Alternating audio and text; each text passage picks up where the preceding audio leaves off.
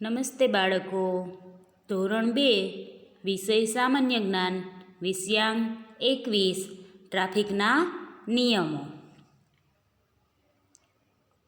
ટ્રાફિકના નિયમો આપણી સલામતી માટે બનાવ્યા છે, તેથી તેમનું આપણે પાલન કરવું જોઈએ.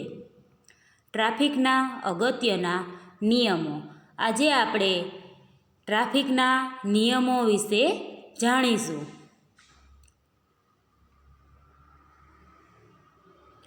તો આ ચિત્ર આપણને એવું બતાવે છે કે હંમેશા ફૂટપાથ પર ચાલો.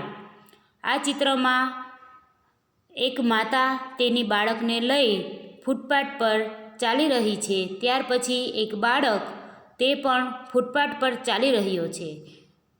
કાર રસ્તામાં જઈ રહી છે. તો આ ચિત્ર આપણને એવું કહે છે કે હંમેશા ફૂટપાથ પર ચાલો. બીજું ચિત્ર છે ફૂટપાથ ન હોય ત્યાં રસ્તાની જમણી બાજુ ચાલો. જ્યાં ફૂટપાથ ન હોય ત્યાં આપણે રસ્તાની જમણી બાજુ ચાલવું જોઈએ. ત્રીજું ચિત્ર છે હંમેશા લાલ લાઇટ થયા બાદ ઝીબ્રા ક્રોસિંગ પરથી રસ્તો ઓળંગવો. ઝીબ્રા ક્રોસિંગ પરથી જ રસ્તો ઓળંગવો જોઈએ. લાલ લાઇટ થાય ત્યારે જ આપણે ઝીબ્રા ક્રોસિંગ રસ્તો ઓળંગવાનો હોઈએ. બીજું છે લીલી લાઇટ વખતે રસ્તો ન ઓળંગવો. લીલી લાઇટ થાય ત્યારે આપણે રસ્તો ઓળંગવો જોઈએ નહીં. ચોથું ચિત્ર છે બસ કૌંસમાં છે વાહન. બસમાંથી શરીરનો કોઈ પણ ભાગ બહાર ન કાઢો. ચાલુ બસ હોય ત્યારે આપણા શરીરનો કોઈ પણ ભાગ આપણે બહાર કાઢવો જોઈએ નહીં.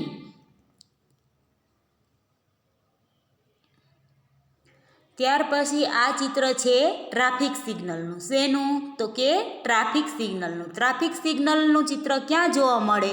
તો કે 4 રસ્તા હોય ત્યાં. તો ટ્રાફિક સિગ્નલ રોડ ક્રોસિંગ પાસે ટ્રાફિક સિગ્નલ જોવા મળે છે. ક્યાં ટ્રાફિક સિગ્નલ જોવા મળે? તો કે આપણે રોડ ક્રોસ કરવાનો હોય ત્યાં. તે ટ્રાફિકના નિયમોને માટે વપરાય છે. શેના માટે વપરાય છે? તો કે ટ્રાફિકના નિયમો માટે.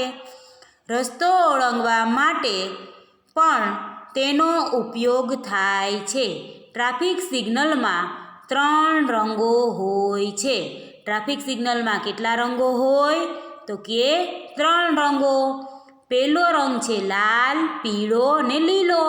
તો એમાં પહેલું છે લાલ. લાલ લાઇટ શું સૂચવે છે આપણને? તો કે થોભો. લાલ લાઇટ શું સૂચવે છે? તો કે થોભો. લાલ લાઇટ થાય ત્યારે આપણે ઊભું રહેવાનું કહે છે. તે પછી બીજી લાઇટ છે પીળી લાઇટ. પીળી લાઇટ એટલે જુઓ.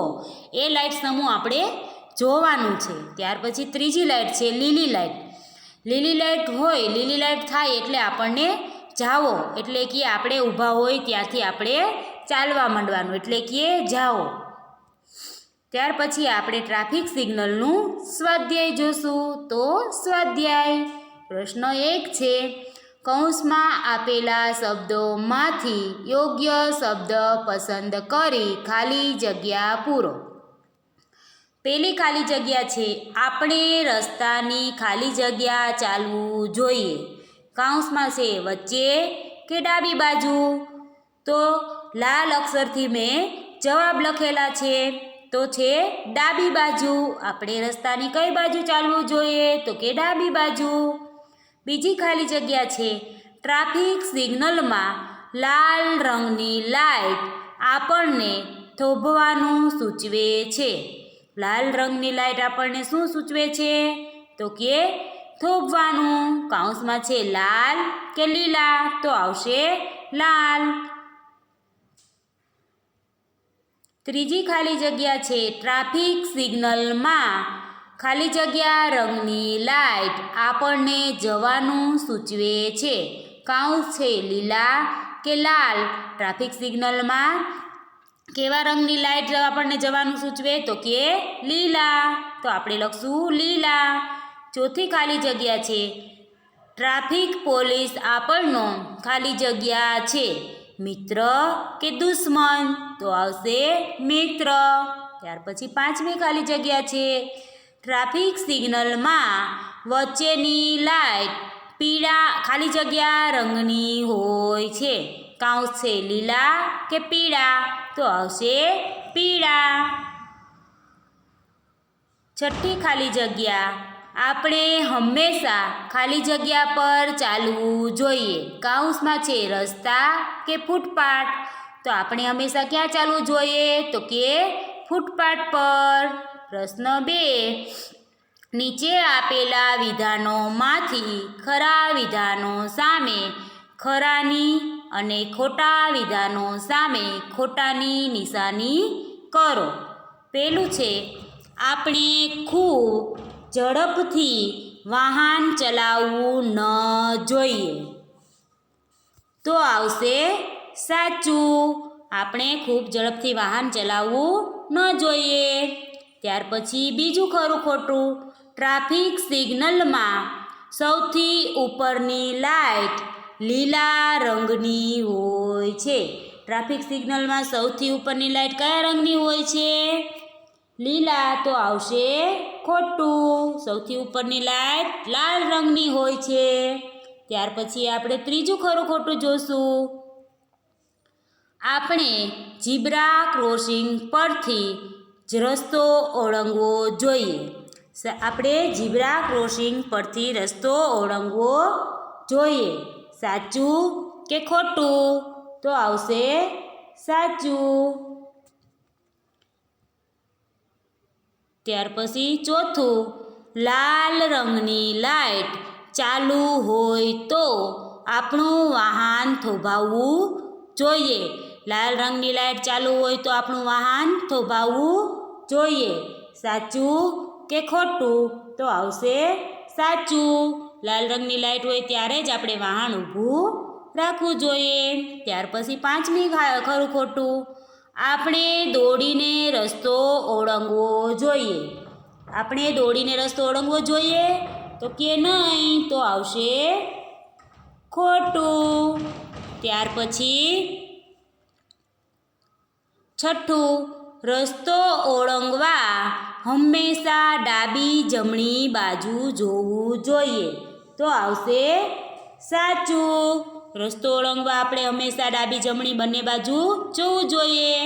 ત્યાર પછી સાતમું છે ફૂટપાથ ન હોય ત્યાં રસ્તાની ડાબી બાજુ ચાલવું જોઈએ, ફૂટપાથ ન હોય ત્યાં રસ્તાની ડાબી બાજુ ચાલવું જોઈએ, તો આવશે ખોટું, જમણી બાજુ ચાલવું જોઈએ. ત્યાર પછી આઠમું છે વાહનમાંથી શરીરનો કોઈ પણ ભાગ બહાર ન કાઢવો જોઈએ, તો આવશે સાચું. ત્યાર પછી પ્રશ્ન 3, નીચે આપેલા ટ્રાફિક સિગ્નલમાં યોગ્ય રંગ પૂરો. આપણે રંગ પણ પૂરવાનો છે અને ટ્રાફિક સિગ્નલ તમારી નોટમાં દોરવાનું છે. તો આપણે પહેલાં લંબચોરસ દોરીશું, ત્યાર પછી એની અંદર ગોળાકાર દોરીશું, એવો જ પાછો એની નીચે બીજો ગોળાકાર દોરીશું, ત્યાર પછી નીચે ત્રીજો ગોળાકાર દોરીશું, ત્યાર પછી પાછું નાનું લંબચોરસ દોરીશું. ત્યાર પછી આપણે પહેલી લાઇટમાં લાલ રંગ પૂરીશું, બીજી લાઇટમાં પીળો રંગ પૂરીશું, ત્રીજી લાઇટમાં લીલો રંગ પૂરીશું. આ આપણું શું બન્યું તો કે ટ્રાફિક સિગ્નલ. બાળકો, ટ્રાફિક સિગ્નલ વિશે તમને ખબર પડી ને? ટ્રાફિક સિગ્નલમાં કેટલી લાઇટો હોય તો કે 3. કયા રંગની? લાલ, પીળો, લીલો. તો આપણે ટ્રાફિક સિગ્નલનું સ્વાધ્યાય તમારે હોમવર્કમાં ઘરકામની નોટમાં લખવાનું છે. Thank you.